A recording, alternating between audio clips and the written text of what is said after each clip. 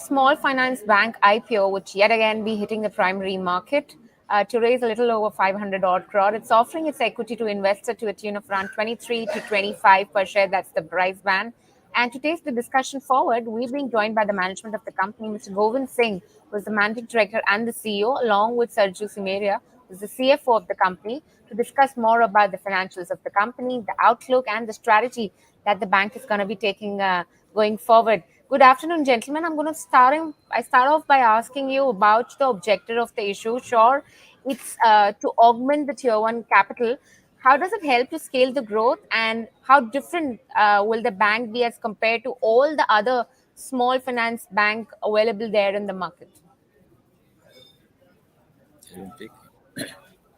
So this 500 crore capital is a primary capital, and we are going to use for growth. Is going to supplement our tier one capital for our expansion plans. We have a requirement of capital adequacy ratio of 20%. This equity post the IPO will take us our CAT to 25%. So we'll consume this capital towards growth.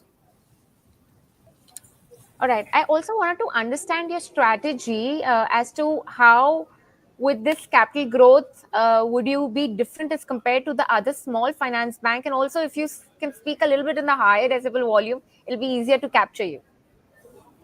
Okay, so if you look at the other small finance bank also, so when we're talking capital, it is hardcore balance sheet number. But in terms of strategy, if you see our trajectory, last year also we could grow our advances by 31%, deposits by 36%. So this trajectory will certainly require quantum of capital which we are raising right now. From capital per se, I think all SFBs are trying to have a well capitalized. I don't have any exact details, but all are trying to be well capitalized. And when you're financial services, I think this becomes the basic raw material. Everything else revolves around this. So I'll use the word that this is the basic requirement. In case we have this, our plans in terms of growth and what we have seen during last few years can materialize and can be implemented well. All right. I also wanted to understand both Mr. Singh and Mr. Simaria from you. The initial plan was to raise around 1,350 crore, I believe, in 2021, and that got cancelled. And then the size has been trimmed to 50-60% from the initial plan. What explains the rationale behind this? Why did we cancel it, and why did we resize the issue? And also, why lists now? Is it because of the RBI regulatory requirement of a small finance bank being wanting to list within 10 years of the operation? How does that function? Some clarity there, please. Yeah. So when we came to, the first time we filed our DRHP, you mentioned in year 21, the idea was whether we can also look at some OFS component. In fact, if you look at 1350, there was 600 crore was OFS component in that. Later on, we saw the post-COVID market, and we internally discussed with the management, with our existing investors also. We decided to drop the OFS right now. Anyway, OFS would have gone not to any existing investors, but would have gone to the holding company, so not to individual investors. So that was the whole idea. And it's important for us to raise growth capital. So last year also we raised 150 crore as tier one capital last year, and this additional 500 crore will meet almost initial amount of what we had initially envisaged. Second, why now? So one, obviously we have a RBI requirement also that RBI expects that all banks, including us, once we cross our net worth of 500 crore, within 3 years we should list. So the time has already gone, in fact, and RBI has been asking us we should try to complete this exercise as early as possible. That is one part, but certainly the more important part will be the growth capital. As Sarju mentioned, that this is the raw material for any financial services company. So we certainly need tier one capital, so that we can whatever our growth plans are there, the way we had done in past, we are able to execute those plans also.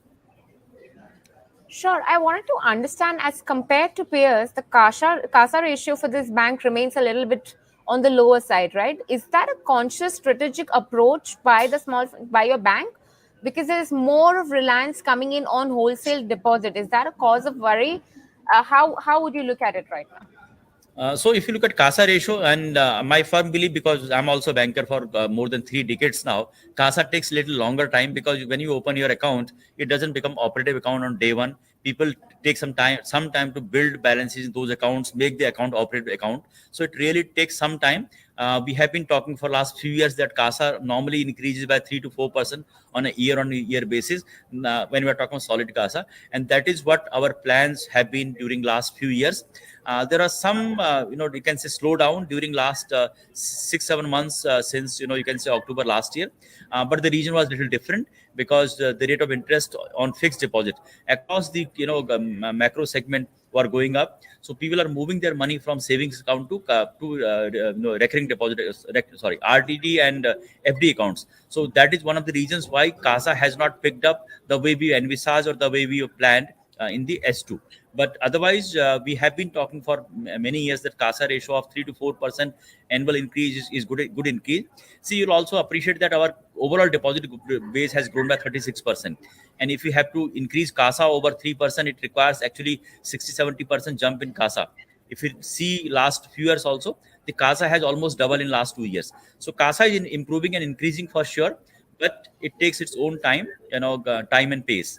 Our reliance on wholesale term deposits, is now almost static.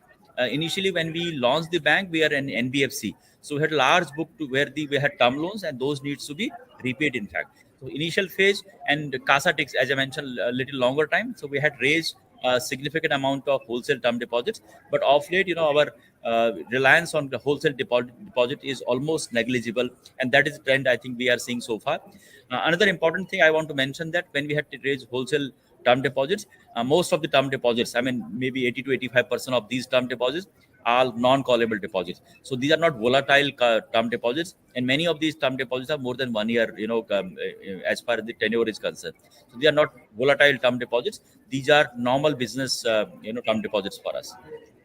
Just to supplement Govindji's answer, I think we are opening general banking branches, which is a banking outlet which predominantly takes deposit. We just established about 120 branches last 2 years. Now, these are the branches which is going to get matured over a year and two, and then you will see the traction in CASA deposit coming up. Sure. I wanted to chat about the loan book concentration in two states, that's Bihar and Uttar Pradesh. Both these states have demonstrated some weak asset quality during the periods of downturn. So I wanted to understand, how does the bank intend to insulate their book or the asset quality in the period of down cycles, and how do you further expect to improve overall your asset quality? Your perspective and outlook on that.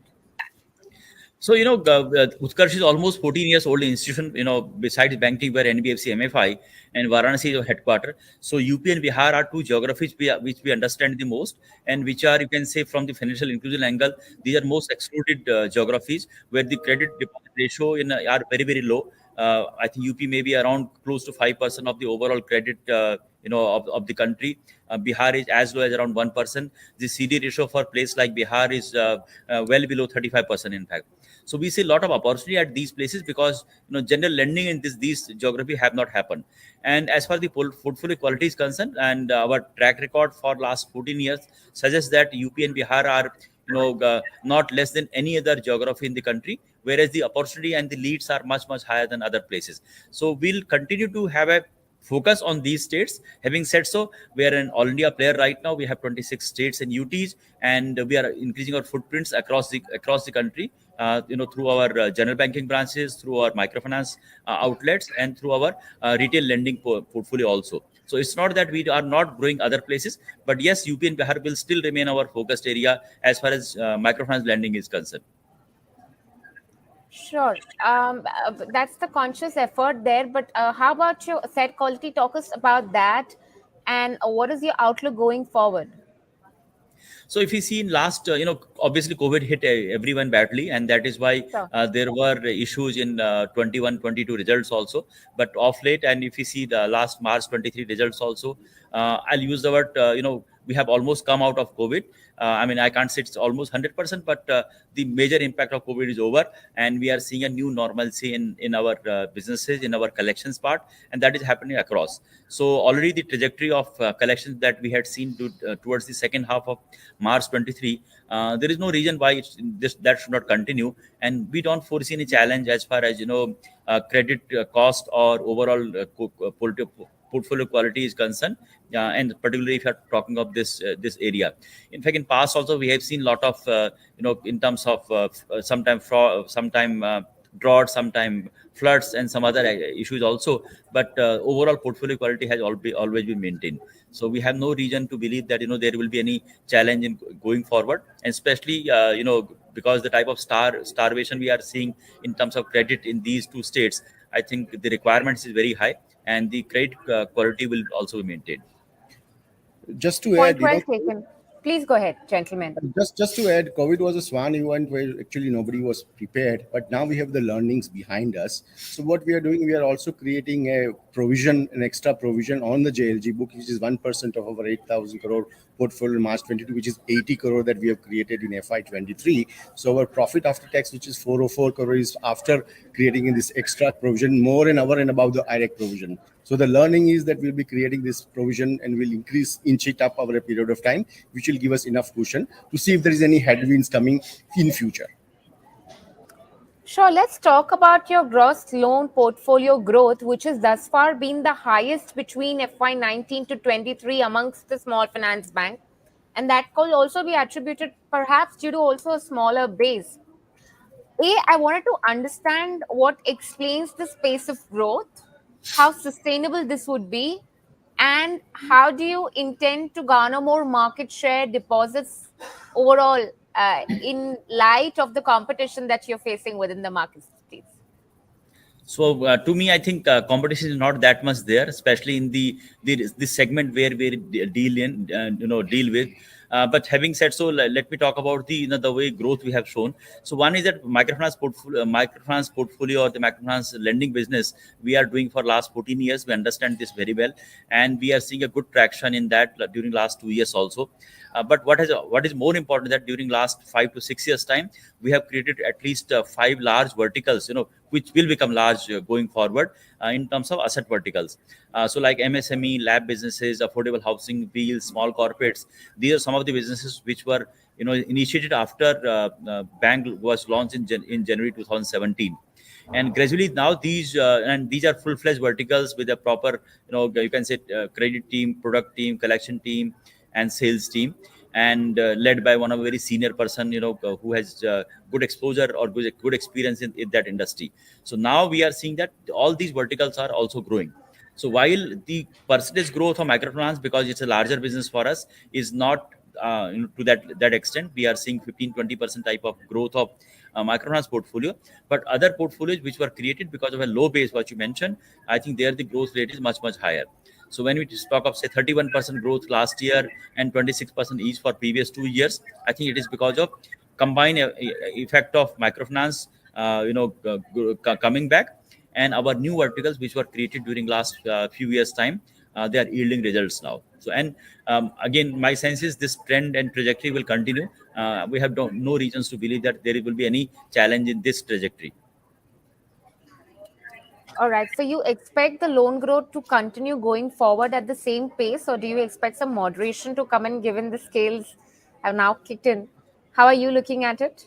So I think during IP period, talking about exact details becomes difficult. But as I mentioned, our sense is that the trajectory what we have seen during last few years, that will continue, because we have spent a lot of things, as Sarju also mentioned, on the branch network, our employee base, training of people, new product launches, and a lot of things have happened on technology front. And the new branches, that those who have opened during last 3 years time, they have barely reached 50% of their capacity. So I think there is so much to in terms of capacity building that we have done. We don't foresee any challenge in days ahead.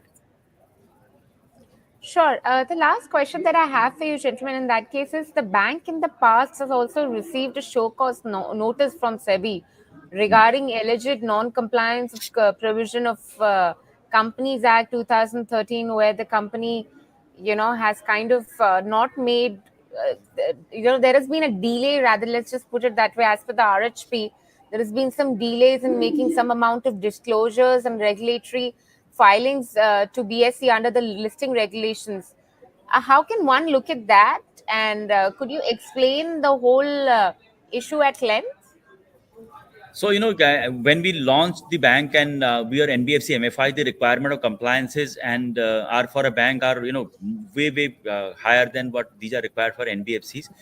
in the initial phase we had, and these are when we say Bombay Stock Exchange, these are basically debt listed instruments. So in those cases some of the filings could not be done during that period. But I want to mention that when we started our first exercise more than 2 years back, these are filed by us suo motu, that thinking that we have missed these some of the filing, and we went to the regulators, the concerned regulators, and filed ourselves. So these are initial phases when we are not maybe fully equipped to handle all the filing or those type of things. We have done a lot of work in terms of upgrading the compliances and those departments during last 5-6 years. And so all, as I mentioned, all these are in the initial phase when we are launched the bank, and these are normally debt listing issues. All right, gentlemen, we're just going to be leaving at that. Thank you so much for taking out the time and speaking to Moneycontrol. It was indeed a pleasure chatting, and all the luck for your IPO, which is going to be kickstarting the subscription from tomorrow. Thank you very much for having us here. Thank you. Thank you. Pleasure. All right, so that was the management of Utkarsh Small Finance Bank. The IPO would be hitting the primary markets tomorrow. It's going to be raising in 500 crore. Do remember the price band is between the range of 23 to 25. The issue closes the subscription on 2 days later, 3 days later. So with that, almost July 14. But with that, it's a wrap. Thank you so much for tuning in.